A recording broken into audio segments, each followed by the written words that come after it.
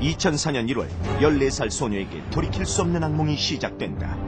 끌고 없어요. 막 손목자가 아마 가자 하시고 놀랐어요. 근데 둘이가 당한 거예요. 쇠파이프로요. 무릎을 계속 때려서요. 멍들고 안 하면요 막 허리띠로 막 때려요. 수십 명의 남학생에게 끌려다니며 1년여 동안 처참하게 짓밟힌 피해자. 지금 오지 않으면 아빠한테 얘기 다 하겠다고 지금까지 3년이 흐른 지금 피해 여학생은 상처를 극복하고 평범한 숙녀로 돌아와 있을까. 이 아이가 한 말 중에 하느님 어떡하다 나 같은 애를 만들어냈냐 하는 얘기를 해요. 자기는 실패작이라는 거죠. 자신을 받아줄 학교를 찾아 헤매야 했던 피해 여학생. 그러나 학교도 사회도 그녀를 품에 안아주지 않았다. 그런 애들은 사실 학교에 자기들은 사회적으로는 무리를 일으키거나 이런 거는 좀 우리가 거의 하죠.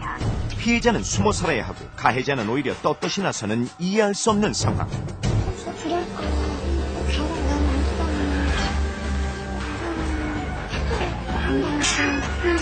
가해자가 너무 많기 때문에 소녀를 바라보는 무시선 또한 가혹하기만 한데.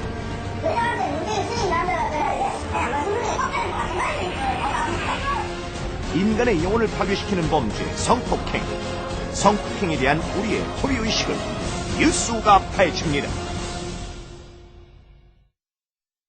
지난해 발생한 용산 초등학생 성추행 살해 사건의 범인은 성범죄를 저지르고도 집행유예로 풀려난 상태에서 그런 끔찍한 사건을 일으켰습니다. 성범죄를 저질러도 거리를 활보할 수 있는 나라, 성범죄자들에게는 아마 천국일지도 모릅니다. 3년 전 온 나라를 떠들썩하게 했던 밀양 여중생 집단 성폭행 사건의 처리 결과를 살펴보면 성범죄자의 천국이라는 말이 실감납니다. 박주희 기자, 예. 우리나라에서 이 성폭행 사건이 일어나면요, 가해자는 멀쩡하고 피해자인 여성만 또 다른 피해를 입는 일이 이게 다반사로 벌어지고 있는데, 이 밀양 사건의 경우도 결국은 그렇게 됐죠. 예, 당시 성폭행을 당한 여중생은 수사 과정에서부터 그 가해 학생들과 가족, 수사 당국으로부터 끊임없이 시달려야 했습니다. 이 반면 가해자 처벌은 이미 오래전에 모두 끝난 상황인데요. 네. 일단 당시 밀양에서 벌어진 사건부터 따라가 보겠습니다. 네.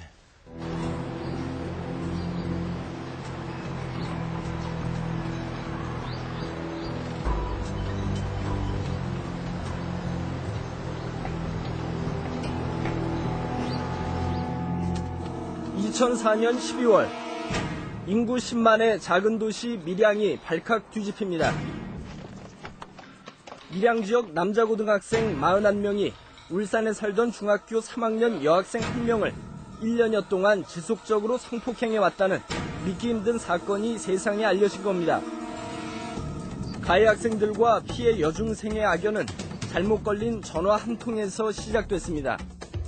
2003년 6월 어느 날 피해 여중생 박수진 양의 여동생이 전화번호를 잘못 눌렀다가 밀양의 고등학생 강모군과 통화하게 됩니다.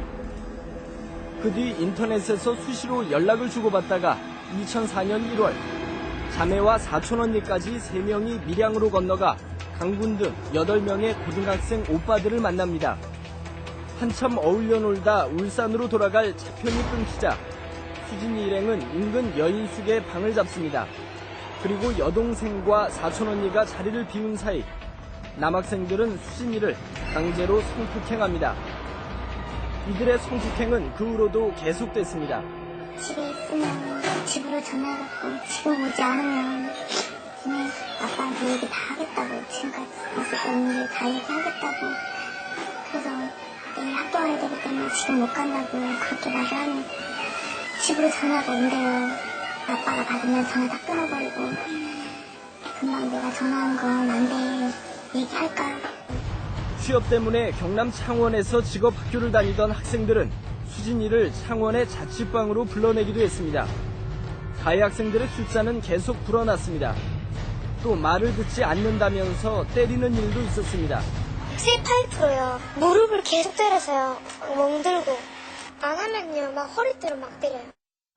가해 학생들은 수진이의 주머니를 털어 차비를 뺏기도 하고 옷을 벗긴 채 휴대전화를 들이대기도 했습니다.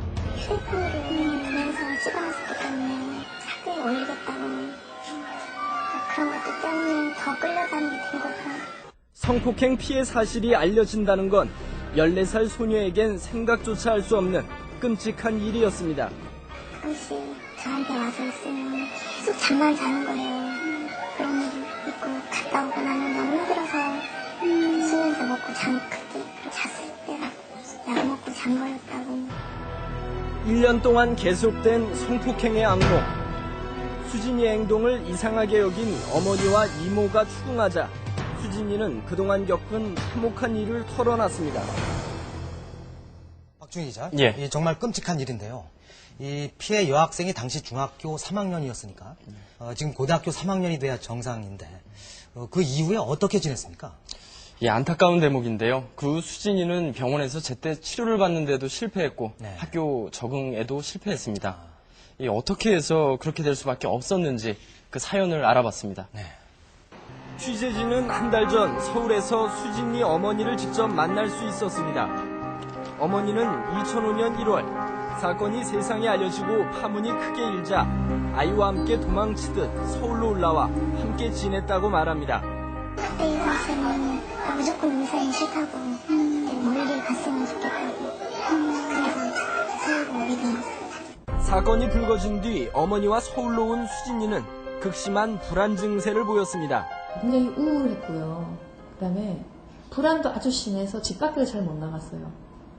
그래서 저희가 공황장애도 있다고 생각을 했었어요. 그때는 밖에만 나가면 너무 불안해서 정신을 못 차릴 정도로 이렇게 죽을 것 같다는 느낌 이런 것까지 호소를 했었어요. 자살 시도도 있었습니다. 그때는 자살 시도를 해서 밖에서도 또 지하철 뛰어들겠다고 뛰어드는 신용까지 했었고 굉장히 자살 시도는 빈번하게 일어났어요. 생각도 많았어요. 내가 살아서 뭐 하나. 수진이에겐 어떤 일들이 있었던 걸까? 병원에서 정신과 치료를 받던 2005년 3월 어느 날 울산에 있던 아버지가 갑자기 병원에 나타납니다. 가해 학생들의 부모와 함께였습니다. 그들이 수진이를 찾은 이유는 단 하나, 피해 당사자의 합의서가 필요했던 겁니다. 가해 학생 부모들은 사건 초기부터 합의서를 얻기 위해 수진이에게 집요하게 매달렸습니다. 친권자인 아버지에게 먼저 1,500만 원을 건네주기도 했습니다. 왜냐하면 가해자들 쪽에서는 이 피해자 쪽에 합의금을 좀 주고 합의를 보면 형을 좀 낮게 처벌받을 수 있을 것이다 하는 것 때문에 집요하게 합의를 하려고 노력을 했는데 아버지와 고모부 등 가족들은 합의금을 받으면 집을 새로 얻어서 함께 살 수 있다면서 수진이를 설득했고 수진이는 정신병원에서 나갈 수 있다는 생각에 아버지를 따라 나섰습니다. 그 아이는 사실은 합의를 한 생각이 없었어요. 예, 합의가 아니었죠. 퇴원을 하고 싶은데 그때 아버지가 와가지고 퇴원시켜줄 테니까 합의하고 그 돈 받아서 너 방어도 주겠다. 얘가 거기에 동의를 한 거죠. 담당 의사는 수진이의 치료가 시급한 데다 아버지가 수진이를 제대로 돌볼 수 있는 상황이 못 된다는 생각에 끝까지 퇴원을 반대했습니다. 아버지는 그때 알코올 중독이 심했어요. 그러다 보니까 이게 오랫동안 술을 먹어서 그런지 몰라도 사물의 논리적인 판단이 저는 불가능했다고 봐요. 그 당시에는. 그러나 친권자인 아버지의 고집을 꺾을 도리가 없었습니다. 그거를 막을 수 있는 어떠한 제가 힘도 없어요. 우리 법적으로. 이 아이는 아직까지 법적인 성년이 아니기 때문에 상당히 이번에 대한 부분은 보호자의 면을 따를 수밖에 없어요.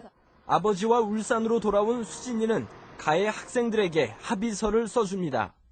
매일 새벽이고 밤이고 매일 찾아와서 좀 써달라고 계속 그러니까 주위에서도 그냥 써주라고 막 그러고 너무나 계속 괴롭혀서 써줬다고 그렇게 말하더라고요. 저한테. 수진이는 당시 상황을 이렇게 밝혔습니다.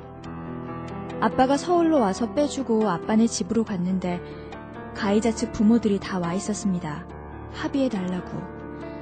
합의할 생각은 아예 없었는데 고모와 아빠가 합의를 하면 합의금 받고 집을 얻자고.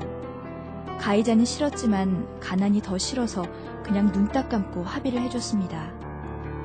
그러나 수진이는 합의해준 걸 곧 후회했습니다. 그리고 그 심경을 이렇게 내비쳤습니다. 그런데 나온 가해자들이 용서를 구한다고 왔는데 비웃음 치면서 웃는 것이었습니다. 진짜 너무 황당해서, 진짜 기가 차서 가해자 부모들도 싹 다 바뀐 상태였습니다. 진짜 시간을 되돌릴 수만 있다면 합의를 해주지 말았어야 할 텐데. 후회해서 다시 되돌아갈 수 있다면 그게 합의 안 한 걸로 되돌아갔으면 좋겠다. 성폭행 사건의 경우 합의 제도는 이처럼 피해자에게 고통을 가중시키는 경우가 대부분입니다. 어쨌든 수진이 아버지는 수십 명의 가해자와 합의한 대가로 5천만 원 정도의 합의금을 받았습니다. 그는 합의금으로 울산 외곽에 1,500만 원짜리 작은 집을 구했고 남은 돈은 합의를 주도한 친척들과 나눠 가졌습니다. 그 합의금 가지고도 그 아빠 누나 동생들하고 그 합의금 때문에 서로 싸우고 나도 좀 달라 그런 식으로 자기들끼리 다 같이 나눠서 쓴 거였습니다. 그러나 아버지와 친척들은 당장 치료가 필요했던 수진이에겐 관심을 기울이지 않았습니다. 아버지는 오히려 술을 마시고 딸아이에게 주먹을 휘두르곤 했습니다. 수진이는 더 깊은 절망감을 안고 다시 어머니 곁으로 돌아갑니다. 세상이 나를 이용하면 먹는다는 생각을 했었어요. 그 가족들도 그렇고, 왜냐하면 합의금 문제부터 시작을 해서 자기를 갖다 세상이 보호하고 도와주기보다는 이런 일을 당했음에도 불구하고 자기가 오히려 더 당해야 되잖아요. 그런 거에 대해서 더 세상에 대해서 문을 닫게 되고 분노하게 되는 그런 사실 증상을 만들었죠. 피해자의 의사와 상관없이 합의를 주도하는 친권. 밀양 사건의 경우 이처럼 남용된 친권이 피해자의 상처를 더욱 깊게 했습니다. 아직은 이런 친권까지 뺏어가면서 아이들을 빨리빨리 보호하는 시스템까지는 없어요. 그러다 보니까 이런 경우에는 우리가 손쓸 수가 없어요. 전문가가 아무리 치료가 필요하고 아이를 보호하는 게 필요하다고 하더라도 방법이 별로 없어요. 수진이 어머니는 그해 여름 사회단체의 도움을 받아 아버지한테서 딸아이의 친권을 찾아옵니다. 2005년 4월 수진이는 어머니와 함께 전학할 학교를 찾아 나섭니다. 그러나 찾아간 학교마다 고개를 가로졌습니다. 서울에 와서도 한 달 정도 학교를 못 다녔어요. 학교가 안 돼서 전화로 해도 다 자리가 없다고. 처음엔 순진하게 정말 자리가 없어서 그런 줄로만 알았습니다. 몇몇 학교는 수진이가 학기 초에 결석이 너무 많다는 이유를 내세웠습니다. 성폭력 피해자라서 수사와 치료를 받느라 그랬다고 이해를 구해봤지만 소용없었습니다. 오히려 전국에 알려진 성폭력 사건의 피해자라는 사실이 전학의 가장 큰 걸림돌이 됐습니다. 학교 측에서는 이제 이거 문제가 아닌가 제가 나중에 그렇게 될 것 같고 걔는 잘못 받으면 고치 학생 받으면 좀 힘들다고 그래서 그랬다고 나중에 알게 됐고 수진이에게 도움이 절실하게 필요할 때 교육자라는 분들은 수진이의 손을 잡아주지 않았습니다. 당시 수진이 어머니가 찾아가 아이를 받아달라고 사정했던 서울의 한 고등학교. 당시 전학 상담 교사를 만났습니다. 근데 그런 애들은 사실 학교의 자체에서는 사실 받기도 좀 그래 사실 받아야 되죠. 어디든지 교육기관에서라도. 근데 그게 그런 게 좀 여러 가지 문제가 좀 있으면 저희가 또 상고를 해서 받지 않고 그래요. 걔뿐이 아니라 그렇잖아요. 어떤 점에서? 뭐 예를 들어서 폭행을 애들이든가 심각한 병이 되거나 뭐 병 같은 거는 뭐 어쩔 수 없이 저기 하지만 사회적으로는 무리를 일으키거나 이런 거는 좀 우리가 꺼려하죠 사실은. 근데 이게 얘가 가해자가 아니라 피해자인데 사회적으로 무리를 일으키는 학생이 아니라 그런 면이 하여튼 좌우지가 저희가 좀 그래요. 확인 결과 성폭행 가해 학생들은 문제없이 학교를 다니다 제때 졸업한 반면에 성폭행 피해 학생은 찾아간 학교마다 문전박대를 당했습니다. 수진이는 변호인들까지 나서서 교육청에 통사정을 한 끝에야 한 공립고등학교에 겨우 들어갈 수 있었습니다. 당시 수진이는 성폭행 피해자라는 사실이 알려질까봐 항상 불안해했다고 주위에선 말합니다. 따라가는 꼬리표가 굉장히 힘든가 봐요. 하나해가지고 늘 불안해하고. 그런 그에게 전학한 지 한 달도 채 되지 않아 또다시 감당하기 힘든 사건이 벌어집니다. 한 가해 학생의 어머니가 교실로 불쑥 찾아온 겁니다. 수진이는 그 어머니를 보자 기겁을 하고 화장실에 숨었습니다. 가해 학생의 어머니는 화장실까지 따라왔습니다. 하니까 내가 화장실에서 혹시 여기 있나 하니까 화장실에서 예 하고 대답을 하더라니까 예. 그래서 봤던 겁니다.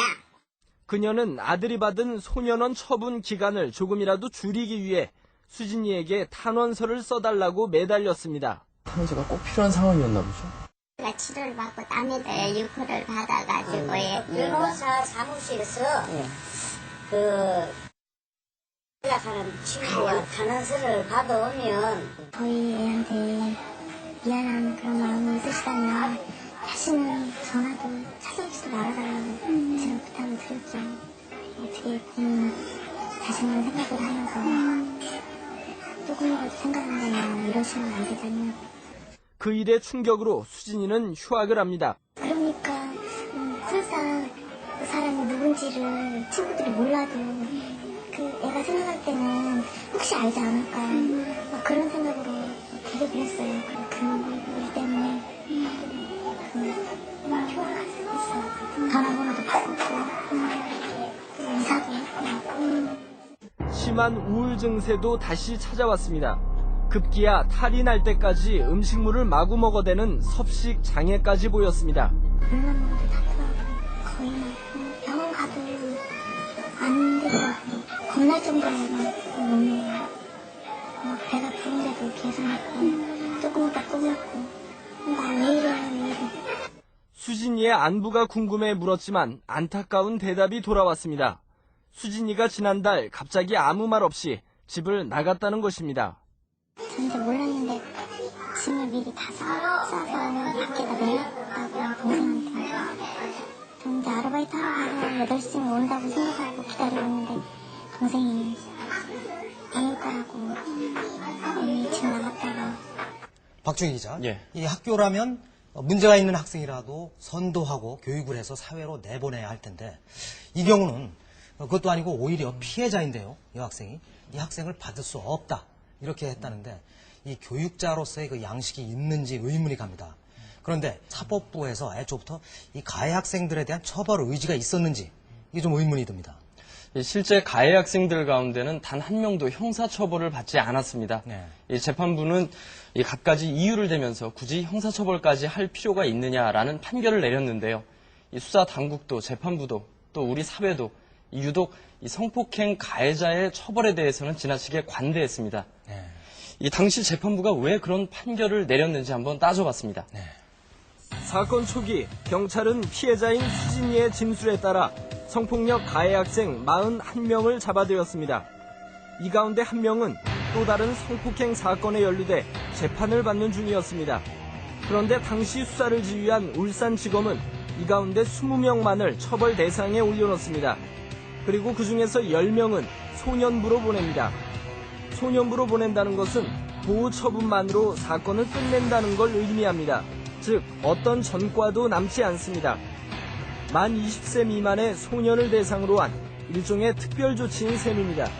검찰은 소년부로 송치한 가해 학생들의 경우 폭행이나 협박이 피해자가 반항하지 못할 정도가 아니었고 증거 역시 충분하지 않다고 봤습니다. 남성 중심의 사고방식이죠. 목숨을 걸고 반항해야지. 왜 반항을 안 하냐? 반항하면 죽는데요? 반항해봐야 안 되는데? 어떻게 반항을 합니까? 그거를 이해를 못하는 거예요. 검찰이 그나마 죄질이 나쁘다며 형사법원에 정식으로 기소한 가해 학생은 모두 10명. 이들에겐 특수강간과 특수강제추행, 청소년 강간, 공갈과 강요 등 5가지 혐의가 적용됐습니다. 2005년 4월 울산지법의 판결입니다. 이 사건 공소 사실 중 피고인의 각 청소년 성보호에 관한 법률 위반, 청소년 강간의 점에 대한 공소를 모두 기각한다. 일단 청소년 강간죄는 기소 내용에서 빠졌습니다. 청소년 강간은 당시 친고죄라서 피해자가 직접 고소해야 하는데 피해자와 가해 학생들이 합의했기 때문에 이젠 죄를 물을 수 없다는 뜻입니다. 그러면 나머지 혐의는 어떻게 됐을까? 이 사건 공소 사실 중 위 공소 기각 부분을 제외한 나머지 공소 사실 부분을 부산지방법원 가정지원소년부에 송치한다. 검찰이 형사기소한 10명 역시 앞에 다른 학생들과 마찬가지로 소년부로 넘어간 겁니다. 재판부와 검찰 모두 가해자들의 성폭행 혐의를 인정했지만 굳이 형사처벌할 필요가 없다고 결정한 것입니다. 취재진은 당시 가해 학생들이 실제로 어떤 처분을 받았는지 알아봤습니다. 당시 부산지법 소년부에선 5명의 학생을 소년원으로 보낸 것으로 확인됐습니다. 주범격인 박모군은 이곳 부산 소년원에서 가장 긴 1년 8개월을 보냈습니다. 생활 잘해가지고 국도 순례도 갔다 왔고 통로 취업도 나와서 그 학생은 집에서 통로 취업을 하는. 다른 4명은 6개월 미만의 단기 소년원 처분에 그쳤습니다. 나머지 학생들은 기껏해야 보호 관찰 처분을 받고 그냥 집으로 돌아갔습니다. 그러나 재판부의 판단을 살펴보면 곳곳에서 문제점이 드러납니다. 당시 재판부는 충동적인 집단 심리로 우발적인 범행이었다고 판단했습니다.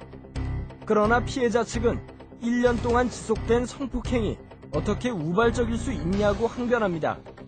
성폭행 범죄의 특징을 무시한 판단이라는 겁니다. 저연령화, 흉포화, 대담화, 그리고 집단화, 잔인화. 이게 최근 성폭력 범죄의 특성이에요. 그래서 미성년자라고 해서 우리 가볍게 보면 안 되고요. 뭐 우발범이다라고 보면 안 돼요. 또 피해자가 현재 평온하게 학교 생활을 하고 있다는 재판부의 평가도 사실과 달랐습니다. 보복이나 뭐 이런 것 때문에 학교를 나올 수 없는 상황이었죠. 학교에 나올 수 없는 상황이 돼버려서 왜 출석 인정하는 그런 사정에 의해서 출석 인정 결석으로 해가지고 법원은 이처럼 피해자가 겪고 있는 현실을 제대로 확인하지 않은 채 가해자들에 대해 관대한 처벌을 내렸던 겁니다. 미성년자라는 이유로 처벌이 너무 강했죠. 미성년자, 나이만 미성년자지 했던 행동들은 도저히 미성년자라고 할 수가 없습니다. 과연 이 아이들 다 소년부 송치해서 이 무슨 보호처분 정도로 처분하는 것이 과연 옳은 처분인가라고 하는 것에 대해서도 저는 대단히 개탄을 금치 못합니다. 그래서 법조계 일부에선 밀양 사건이 남성 중심적인 사고에 매몰돼 있는 우리 법관들의 인식을 단적으로 보여준 사례라는 평가도 나오고 있습니다. 들쑥날쑥하고요. 그리고 전체적으로 우리나라는 성폭력 범죄 가능성 현명히 너무 낮습니다. 정말 너무 낮아요. 외국은 20년, 30년, 뭐 평생 이렇게 기본적으로 성폭력 범죄에 대해서 형량이 엄청 높은데 우리나라는 10년 넘는 경우가 거의 없죠.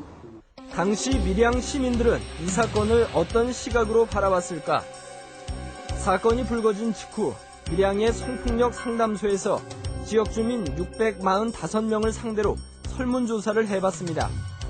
사건의 책임이 누구에게 있다고 생각하느냐는 질문에 남자의 책임이라고 답한 사람은 36%에 그친 반면 여자의 책임이라는 답변은 64%나 됐습니다. 여자한테 문제 있으니 남자가 그래야지. 껍데기 마찬가지. 안 좋으니까 근데 따라 댕기지 말지. 그 점잖은 그런지 뭐 가진 교육을 제대로 받고 있는 뭐 여학생 같으면 밤에 누가 나가보라 하겠어요. 이 같은 인식은 가해 학생들의 태도에서도 그대로 나타납니다. 자신들은 피해 학생과 서로 좋아서 성관계를 가졌을 뿐이라는 겁니다. 여자가 솔직히 한 번 그런 일 있으면 다시 안 만나야 되는 게 정상 아닙니까? 근데 그때 처음에 그랬을 때 경찰서에 신고하고 그랬으면 저희도 이해를 하지. 그러면 이 학생들이 다녔던 학교에선 어떤 징계를 내렸을까? 먼저 A고등학교와 B고등학교에선 전혀 징계가 없었습니다. C고등학교에서는 7명의 학생에게 사흘간 교내 봉사 명령을 내린 게 전부였습니다. 2년여가 지난 지금 그 학생들은 대부분 정상적으로 사회생활을 하고 있습니다. 4년제 대학에 진학한 학생도 있고 군 복무 중인 사람도 있습니다. 박충희 기자. 예. 방금 이명숙 변호사가 이 남성 중심주의 사고 방식에서 저런 처리 결과가 나왔다고 말했는데 예. 뭐 공감이 가는 지적이라고 생각이 됩니다.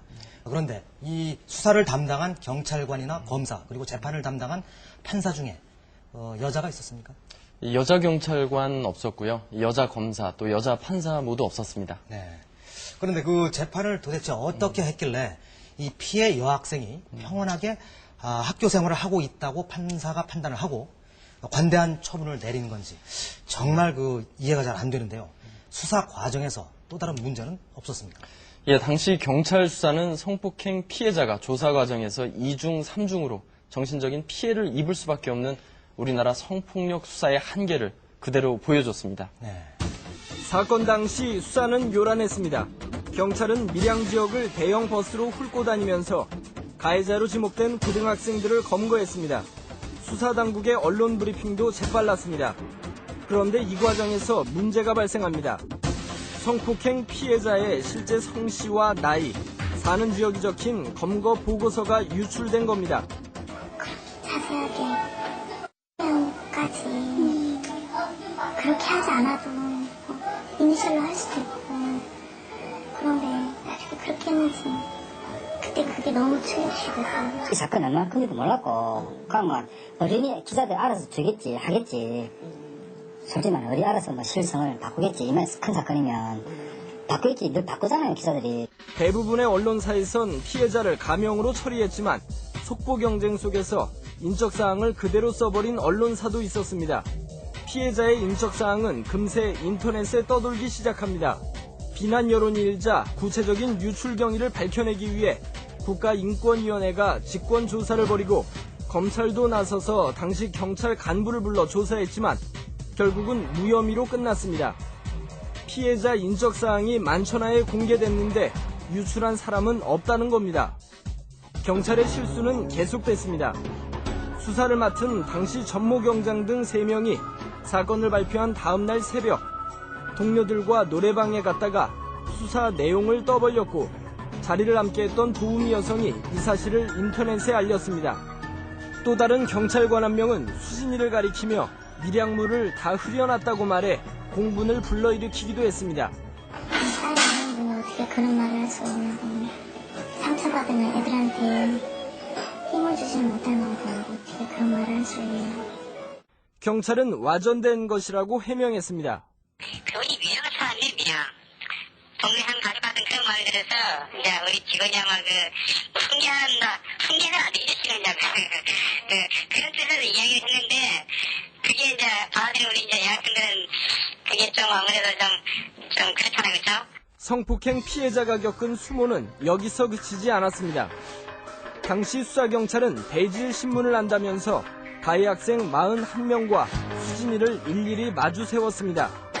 내가 언제 너를 성폭행했냐는 가해 학생들의 당당한 위세에 눌려 수진이는 그 자리에서 펑펑 울음을 터뜨립니다. 42명 쭉 세워놓고 지나가면서 찍어라 이런 식의 대질신문을 한다고 하는 것은 아주 야만적인 그런 그 대질신문 방법이다 이렇게 지적하지 않을 수가 없습니다. 경찰 직무규칙엔 대질신문 또는 가해자를 식별할 땐 직접 대면을 지향하고 가해자가 피해자의 얼굴을 볼 수 없도록 범인 식별실을 활용하라고 되어 있습니다. 경찰은 범인 식별실이 너무 좁아서 시간 관계상 사용하지 않았다고 해명했지만 국가인권위원회의 판단은 달랐습니다. 범인 식별실은 한 번에 8명의 가해자를 세울 수 있을 정도로 공간이 충분했다면서 핑계일 뿐이라고 지적했습니다. 경찰은 또 성폭행 피해자를 조사할 때 활용하는 진술 녹화 또한 실시하지 않았습니다. 진술 녹화 제도는 피해자가 경찰과 검찰에서 끔찍한 성폭행 상황을 몇 번이고 진술해야 하는 고통을 덜어주기 위해서입니다. 수사를 맡은 울산 남부경찰서에 진술 녹화실이 없었다는 게 이유였는데 비난 여론이 일자 뒤늦게 다른 경찰서에 있는 진술 녹화실을 사용합니다. 경찰에서 조사한 걸 검찰청에서 똑같이 조사해야 되고 또 법원에 나가서 똑같이 진술해야 한다는 거죠. 이런 것 때문에 여자 청소년들이 얼마나 고통받느냐에 대해서 우리가 인식을 못한 거죠. 경찰은 여론이 악화되자 무리를 일으킨 수사경찰들을 전면 교체하고 징계를 내렸습니다.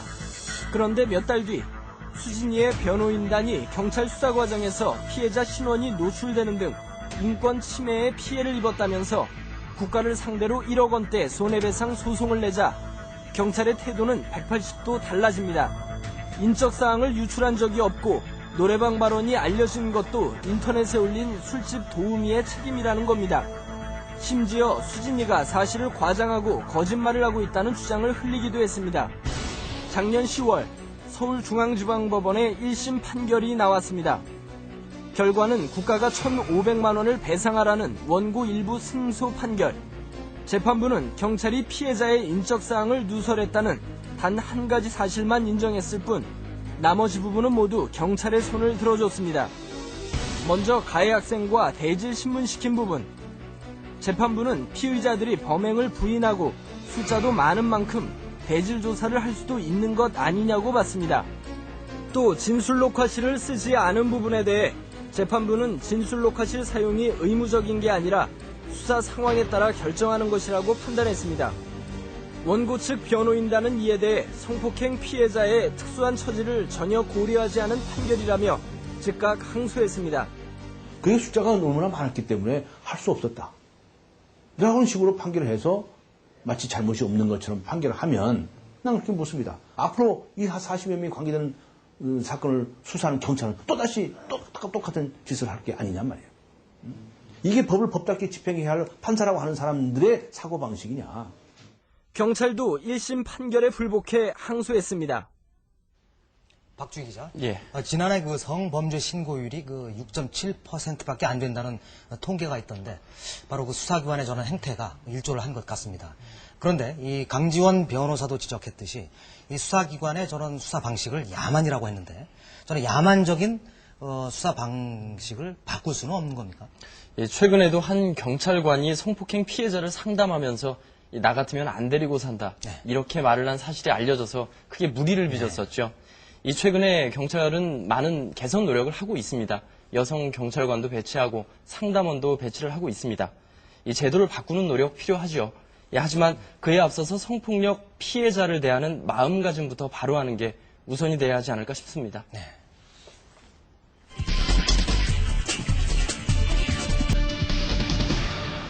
남의 물건을 훔치고도 감옥에 가지 않는 건 정말 어렵습니다. 그런데 여성의 정신과 육체를 파괴하는 성폭행을 저지르고도 감옥에 가지 않고 집행유예로 자유의 몸이 되는 건 별로 어렵지 않습니다. 법에 아무런 문제가 없는 걸까요? 여기자를 성추행한 최현희 의원에게 무죄나 다름없는 선고유예 판결을 내린 데 대해 한 변호사는 우리가 과연 법치주의 국가에 살고 있는지 의문이 든다고 한탄했습니다. 뉴스 후 다음 주에는 성범죄에 관대한 우리 사회의 의식과 제도적 문제점을 짚어보겠습니다.